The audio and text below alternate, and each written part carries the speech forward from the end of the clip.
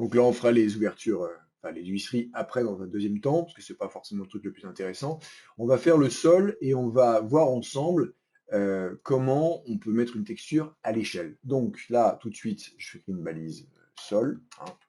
Je vais tout de suite l'éditer, voilà, sol. Je vais faire un énorme rectangle dégueulasse de coin à coin comme ça, hein, ça dépasse pas, c'est pas grave, on s'en fout. Je lui donne pas d'épaisseur parce que bien évidemment il est à zéro, on va juste cacher les plans. Alors, hop, toi dégage, voilà, on a notre plan total. Alors pour l'instant on va faire aucune différenciation, on va mettre du parquet de partout, hein. Même dans les chiottes, partout du parquet, j'ai mis un parquet. Voilà, on prend n'importe quelle couleur, le violet pâle fera tout à fait l'affaire. Et donc dans ce violet pâle, pour pouvoir lui mettre une texture, on évite hein, d'aller dans bois, hein. Les trucs de bois de base de SketchUp, ils sont absolument dégueulasses. Donc on va dans le modèle, on prend le petit rose, ou couleur non, hein. On va retourner dans couleur non. On prend le violet pâle, peu importe, ça n'a aucune importance. On clique dessus.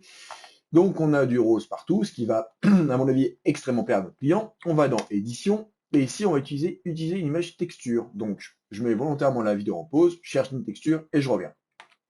Voilà, je vais chercher un parquet type chevron, donc bien évidemment il est 1000 fois trop petit, mais l'échantillon que j'ai c'est un carré, et je sais que ce carré-là fait 2,50 m par 2,50 m. Donc on va aller donc dans fenêtre, info sur le modèle, et bien vérifier qu'au niveau des unités, on est bien en centimètres. Voilà, ça c'est bon. Parce que vous voyez qu'ici, il vous met des pouces cet abruti.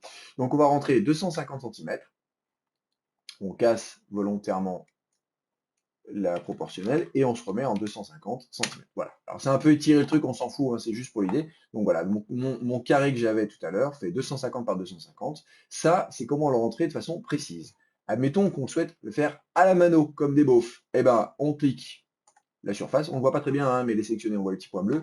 Elle est sélectionnée, on fait clic droit, texture, position. Et là, on a accès à 4 punaises. Ne touchez pas pour l'instant la bleue et la jaune, ça va vous faire des trucs bizarres. La rouge, c'est déplacé, vous pouvez vous mettre à un point de départ, ici, l'angle, et ici, vous allez la punaise verte qui permet de faire une orientation en angle et d'agrandir. Voilà. Donc là, on peut avoir un très très grand comme en tout petit. Donc, si on a un 250 comme repère, on peut très bien se faire un petit bout de trait et dire la punaise, je la mets pile au bout du trait de 250. Voilà.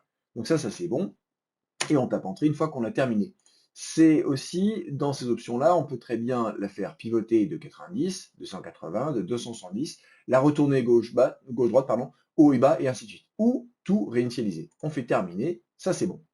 Le gros avantage avec SketchUp, c'est que si typiquement, parce que votre client est complètement débile, veut mettre du parquet chevron au mur, prenez l'outil pot de peinture, vous appuyez sur Alt, vous venez piper la texture qui vous intéresse, vous rentrez dans votre groupe mur, voilà, vous reprenez B, vous appuyez sur les petites icônes pot de peinture, et vous cliquez dessus, ça vous reproduit exactement à la même échelle, hein, voilà.